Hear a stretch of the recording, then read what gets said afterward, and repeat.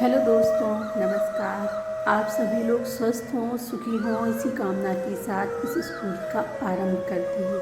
और दोस्तों, आज का हमारा जो टॉपिक है वो है राजा दशरथ के संपूर्ण इतिहास के बारे में। तो जो राजा दशरथ का इतिहास है वो बहुत ही अनोखा और बहुत ही हमारे जो राजा दशरथ थे वे बहुत ही बलशाली थे। लेकिन जो उनका चरित्र है वो रामायण में शायद उतने अच्छी तरीके से अंकित नहीं किया गया है। लेकिन आज हम आपको इस कहानी में उनका संपूर्ण जीवन बतलाएंगे। तो जैसा कि हमने रामायण में राजा दशरथ को एक बेबस पत्नी और पुत्र को प्रेम करने वाले राजा के रूप में देखा है, जबकि उसमें उनकी बीता के बारे में बहुत ही कम बताया गया है। दोस्तों, तो आज हम राजा दशरथ की जन्म की कथा और वो कितने शक्तिशाली थे उनके बारे में बताएंगे। तो जो सबसे पहले हम जानेंगे कि महाराजा दशरथ के पिता कौन थे और उनकी माता कौन थी। तो महाराजा दशरथ के पिता अज सूर्यवंश के 38वें राजा थे। वह नाभाग के पुत्र थे। अज की पत्नी और दशरथ की माता इंदुमती वास्तव में एक अप्सरा थी, लेकिन किसी शापवश धरती पर साधारण स्त्री वेश में रहने पर विवश थी। तो राजा दशरथ की माता और पिता के बारे में जाना, आइए और भी इनके बारे में कुछ रहस्यमय बातें जानते हैं। इसी रूप में इंदुमती का विवाह अवश्य हो गया और दशरथ पैदा हुए। एक दिन राजा अज इंदुमती के साथ उद्यान में घूम रहे थे, तभी आकाश मार्ग से नारद जी जा रहे थे। अचानक उनकी वीणा से लिपटी देवलोक की पुष्पमाला हवा में उड़ती हुई वहाँ आई और इंदुमती के गले में जा पड़ी। इससे इंदुमती अपने शाप से मुक्त होकर इंद्रलोक चली गई। अज पत्नी के वियोग में रोने लगे, तभी नारद वहाँ प्रकट हुए तथा राजा को उन्होंने इंदुमती के पूर्व जन्म की कहानी सुनाई। तो उनकी पूर्व जन्म की कहानी ये है। तृणबिंदु ऋषि की तपस्या भंग करने के लिए इंद्र ने हारिणी नामक अप्सरा को भेजा था। इस पर ऋषि ने हारिणी को मानवीय जन्म का शाप दे दिया। हारिणी के अनुरोध करने पर ऋषि ने शाप से छूटने का उपाय भी बता दिया। स्वर्ग की पुष्पमाला उनके कंठ में पड़ते ही इंदुमती को याद आ गया कि वह एक अप्सरा थी, इसीलिए वह देवलोक वापस चली गई। आज इंदुमती से बहुत प्रेम करते थे। उन्होंने बहुत प्रयास किया कि किसी प्रकार इंदुमती तक पहुंच सके। कई प्रयासों के बाद भी जब वह इंदुमती तक पहुंचने का कोई रास्ता नहीं समझ सके, तो उन्होंने स्वेच्छा से अपने प्राण त्याग दिए। अज की मृत्यु के समय दशरथ मात्र 8 माह के थे। कौशल के राजगुरु वशिष्ठ के आदेश से गुरु मरुधन्वा ने दशरथ का पालन पोषण किया और अज के राज्य में सबसे बुद्धिमान मंत्री सुमंत ने दशरथ के प्रतीक के रूप में राज्य का कारभार संभाला। 18 वर्ष की उम्र में दशरथ ने कौशल जिसकी राजधानी अयोध्या थी उसका भार संभाल लिया और उत्तर कौशल के राजा बन गए। वह दक्षिण कौशल को भी अपने राज्य में मिलाना चाहते थे। दक्षिण कौशल के राजा की एक बेटी थी कौशल्या। दशरथ ने दक्षिण कौशल के राजा से उनकी बेटी कौशल्या से विवाह करने का प्रस्ताव रखा। दक्षिण कौशल के राजा ने भी प्रस्ताव स्वीकार कर लिया और इस तरह दशरथ कौशल्या के विवाह के साथ दशरथ समस्त कौशल नरेश बन गए।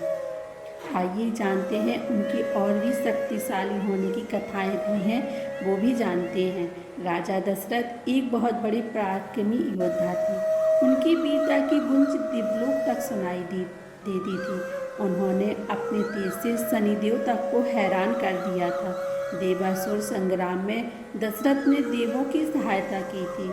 जब संभर नामक दैत्य राजा ने इंद्रलोक पर आक्रमण किया था, तब देवराज इंद्र की सहायता हेतु राजा इंद्रलोक तक गए थे।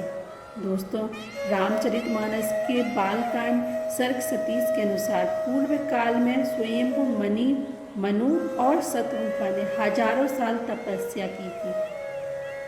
तब श्री हरि ने उनकी तपस्या को देखकर प्रसन्न हुए थे, जिसके बाद उन्हें अगले जन्म में भगवान श्री हरि पुत्र के रूप में प्राप्त हुए। त्रेता युग में स्वयंभू मनु और शतरूपा जैसे राजा दशरथ और कौशल्या रूप में जन्म उन्हें भगवान श्री राम के माता पिता होने का फल प्राप्त हुआ। तो ये थी इनकी पूर्व जन्म की कहानी, किस तरीके से इन्होंने तपस्या की थी और इनको भगवान ने वरदान दिया था कि हम आपके पुत्र रूप में अवतरित होंगे और रावण का वध करेंगे। दशरथ की माता पिता का बचपन में ही निधन हो गया था, इसीलिए उनके पालन पोषण और शिक्षा दीक्षा महर्षि वशिष्ठ के हाथों में हुई थी।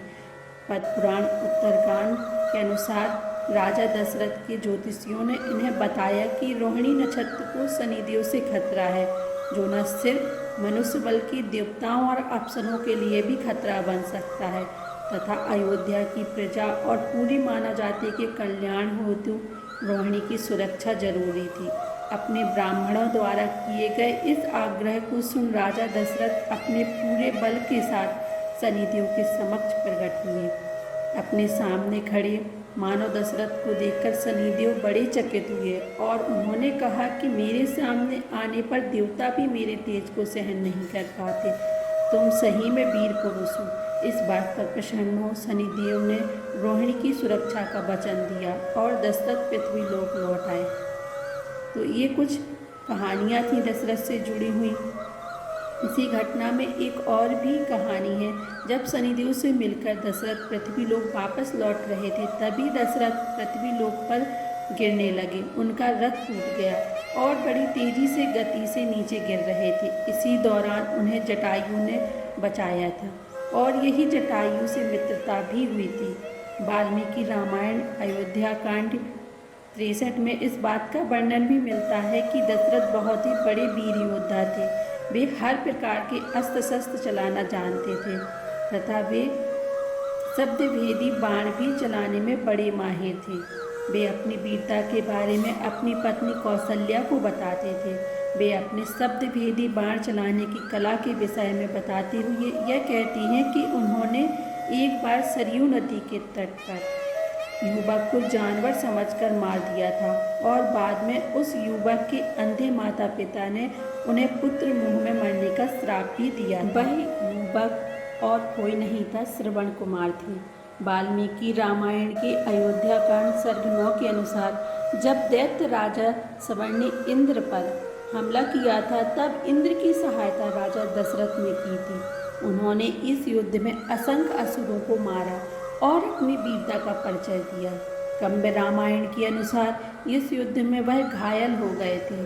तब कैकेयी ने दशरथ की सहायता की थी और जब उन्हें होश आए तब वे वापस युद्ध से निकल पड़े थे। इसी बीच उनके रथ के पहिए का एक पेंच निकल गया था।